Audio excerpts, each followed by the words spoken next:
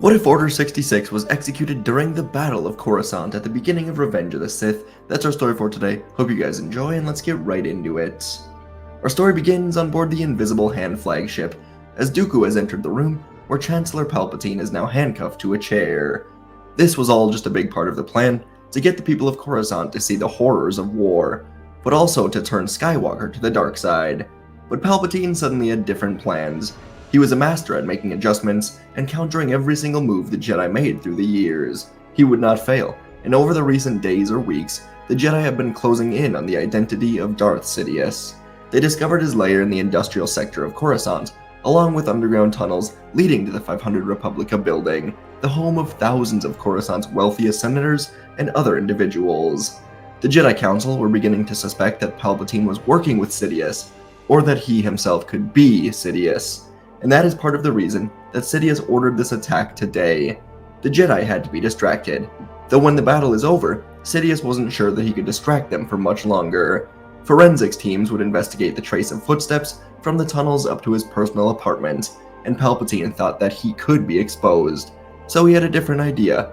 Initially, the Separatist ground assault would let up after his capture, but not any longer. Now, instead, the battle on the surface was still raging with intensity, and Palpatine had a new idea. He told Dooku that the time has come. They will execute Order 66 from here. The Jedi will fall, and in the aftermath of the horrible battle, Palpatine should have no issue claiming more control over the galaxy, making himself Emperor, swearing the Separatists will pay for this dreadful day, and the galaxy will be his. Dooku thought about it, then spoke up, asking what will become of him. And Sidious would smile, saying that he is still as much a part of the plan as ever.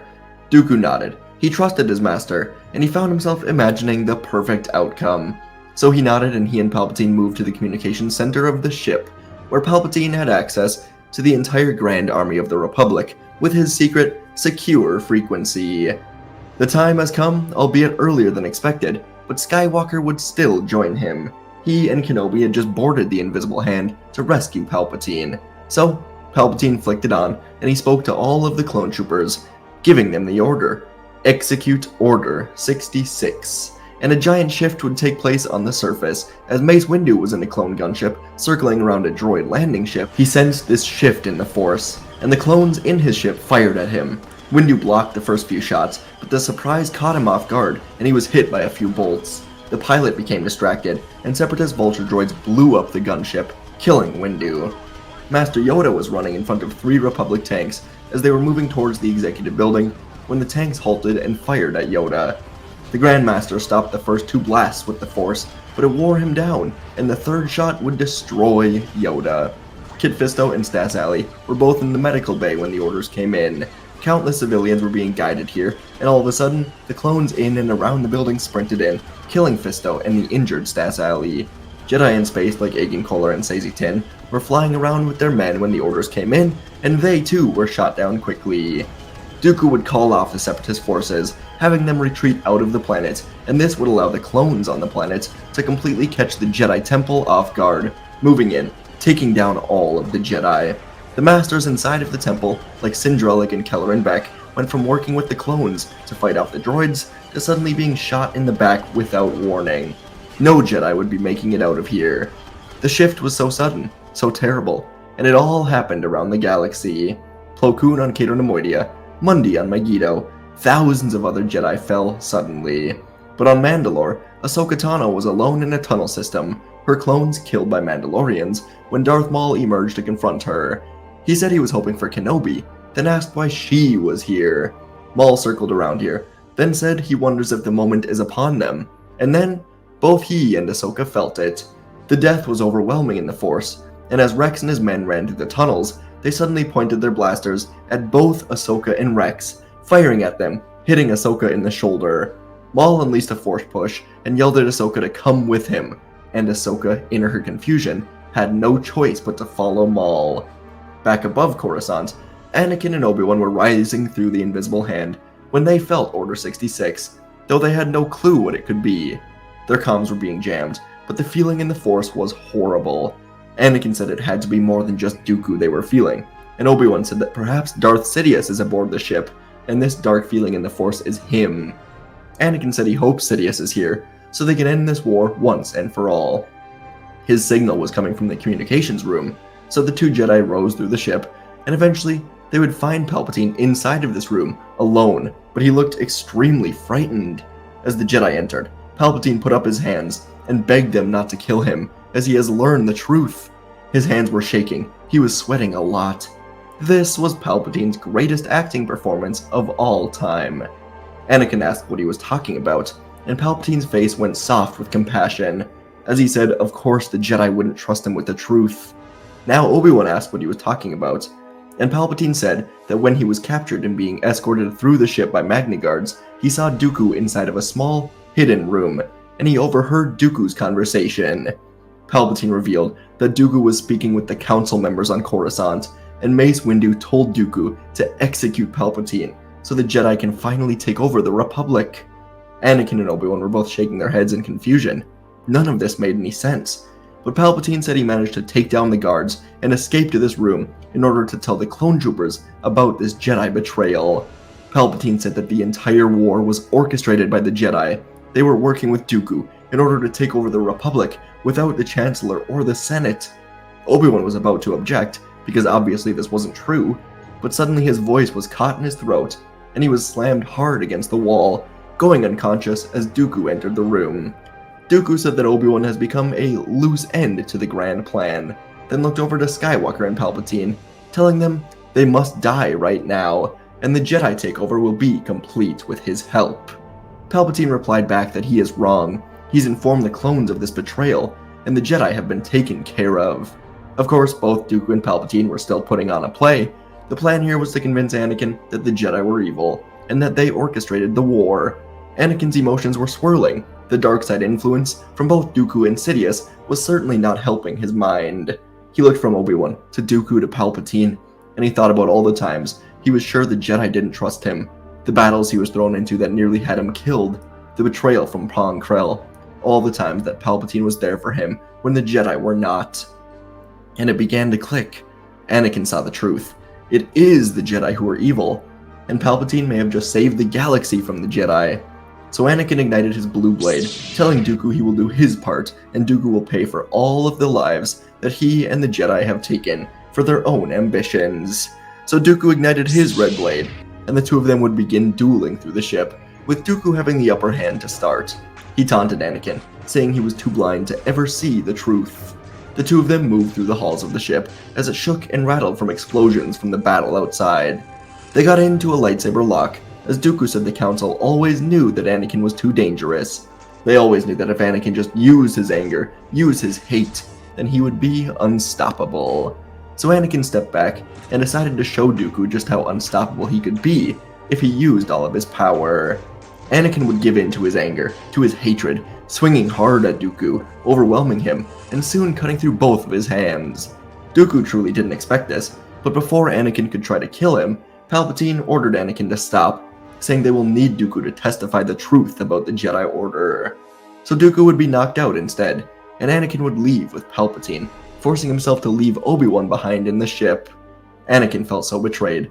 They got to the escape pods, and Anakin launched all of them as he guided his own pod down to the surface to see all of the horrible destruction. In space, the Republic would focus everything on destroying the Invisible Hand, and before long, the ship erupted, killing General Grievous and basically ending the Separatists. The Jedi Temple was falling apart, with massive fires all around. Countless buildings were heavily damaged, and fire and rescue teams were spread all around the planet.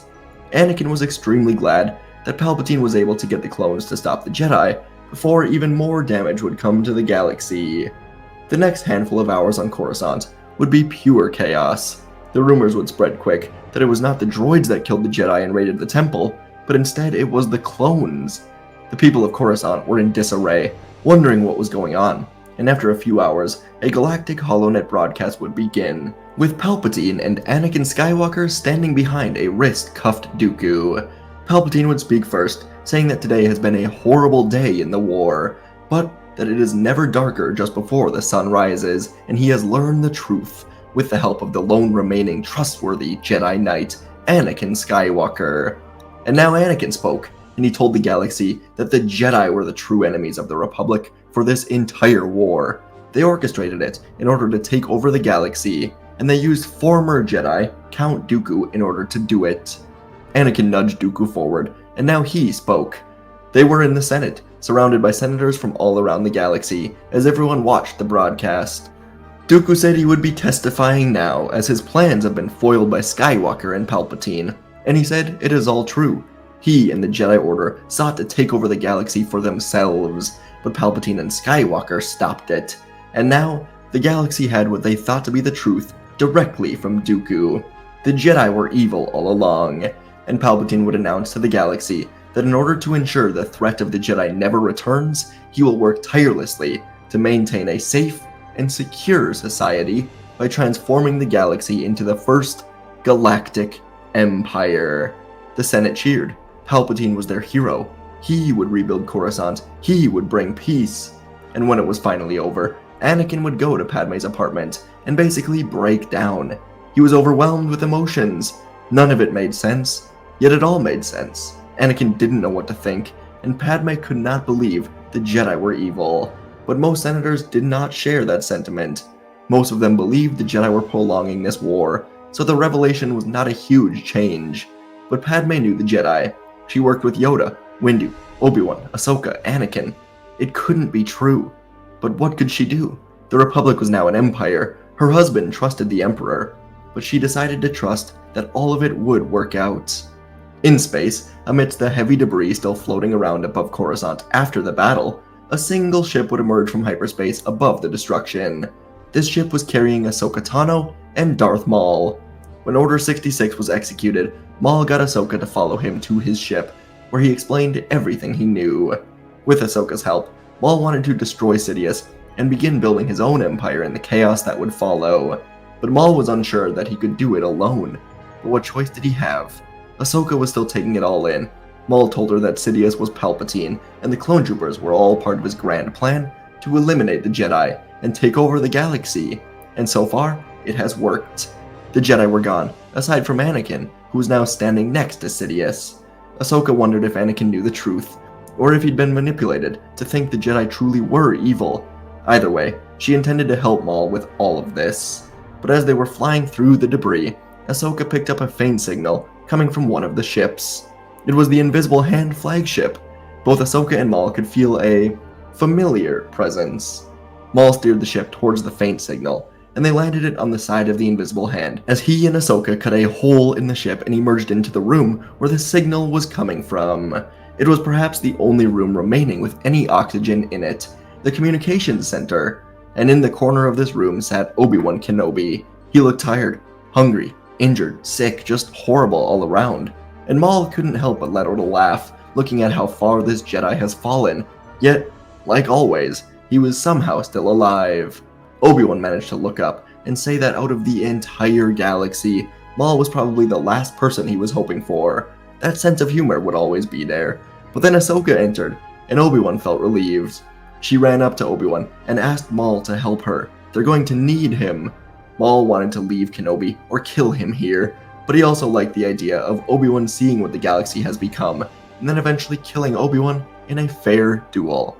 So he helped Ahsoka load Kenobi onto their ship, and they would descend to the surface. Ahsoka would land the ship in an area in the lower levels that she was familiar with, then asked Maul and Kenobi to stay here without killing each other. Maul said no promises, but Ahsoka had no choice but to trust him for now. So Ahsoka left, and Maul was alone with an injured Obi-Wan.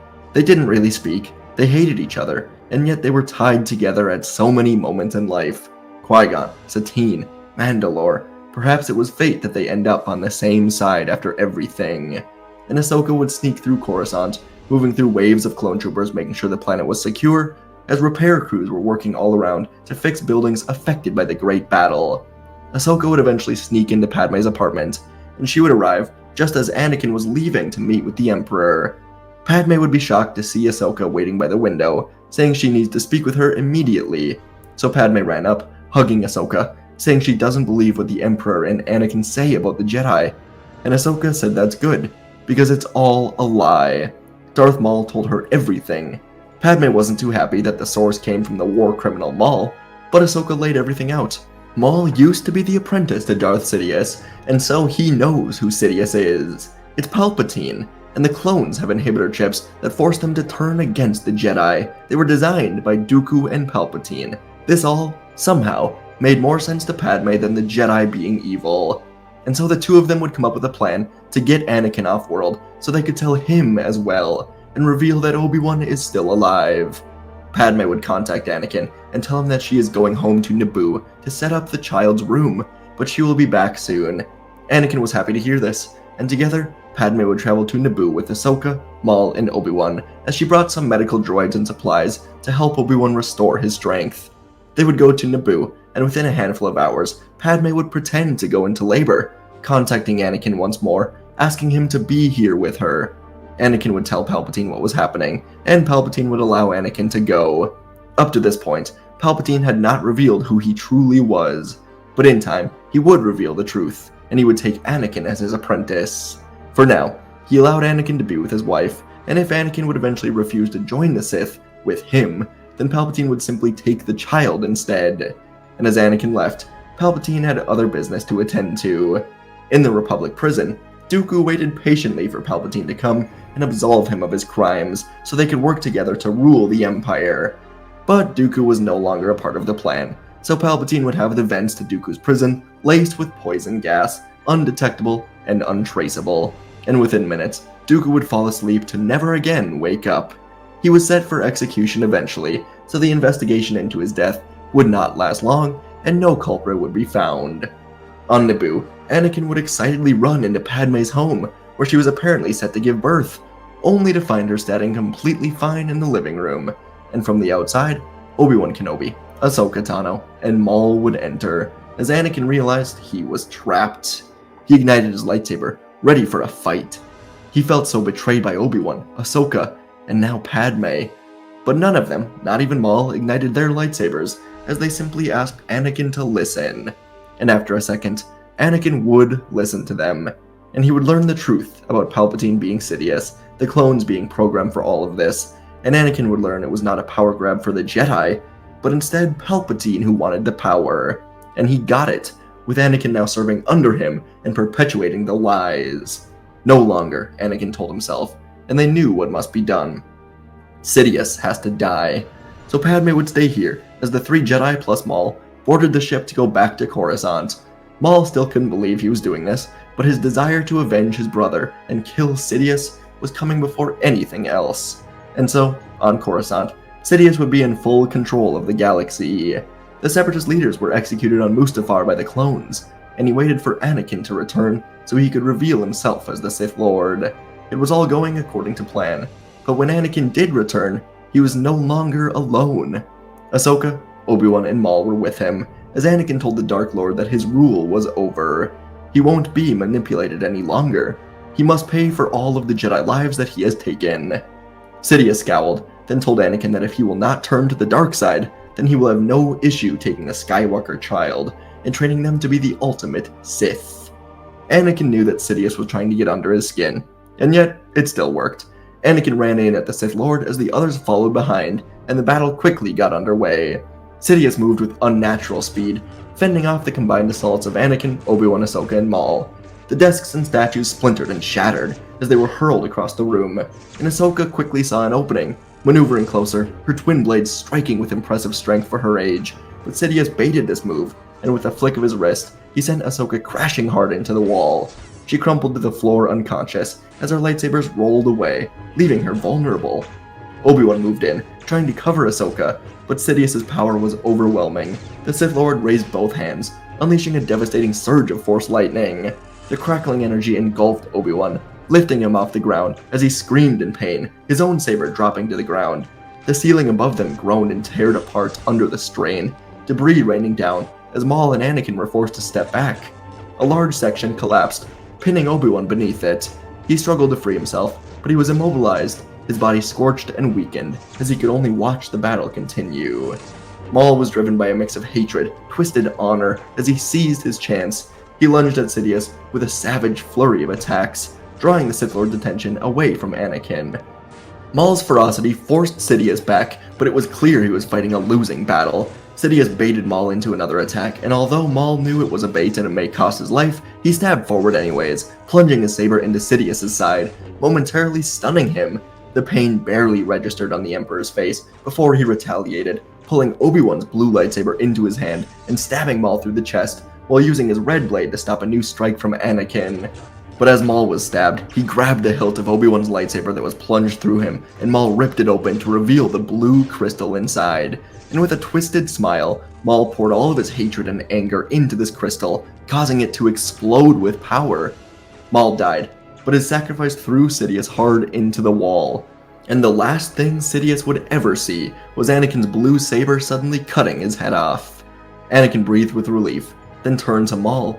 He was dead, but held a look of satisfied peace on his face, and Anakin would help Ahsoka and Obi-Wan up as they got out of here just in time, making it look like Maul was responsible for the assassination. The Jedi would escape Coruscant before the chaos could set in, leaving behind the stain of the Sith, as the galaxy would be allowed to recover. And recover it would, though not with the Jedi. Anakin, Obi-Wan, Ahsoka, and Padme would stay hidden on Naboo, as the politicians were allowed to rebuild, and after seeing the horrors of war on their own planet, they would understand what the systems around the galaxy were going through. So the Senate building would move to a new planet, one not surrounded by the temptations of wealth and power, and one that would allow them to better serve the people of the galaxy.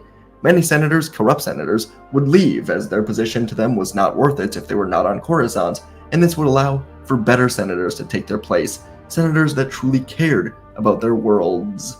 The clone troopers would undergo mass removal of their chips under new Chancellor Bail Organa, and some, including Rex and Cody, would seek out their old Jedi commanders to apologize and make peace, though most, like Wolf and Bly, would come to find their commanders did not make it.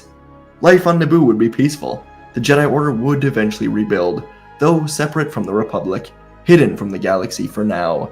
It would be under Kenobi, Skywalker, and Ahsoka that the Order rebuilt and sought out survivors around the galaxy, marking a new age, as Luke and Leia would be the first young students in the new Order. And folks, that is where our story ends today. This is one I came up with recently, and just one I thought would be really interesting, and one I thought would still work pretty similarly. If you execute Order 66 during the Battle of Coruscant, I guess, Sidious can always spin it, and it makes sense with the chaos that was going down on Coruscant. Of course, in the movie, and whatever, Sidious waited because he wanted to turn Anakin, and he needed the nightmares and all that. But I thought, hey, what if he kind of turns Anakin without really telling him that it's the Sith that he's joining, and instead just going on the path that the Jedi are evil? That was a fun way to go about it. Of course, I don't think it would last as long as it did in the movies because, the whole truth never came out. So that's what I wanted to explore today. Hope you guys enjoyed. I enjoy doing a little Maul Obi-Wan team up. It's always fun to do a little enemies to friends trope like that. So I hope you guys enjoyed, and I'll see you in the next video.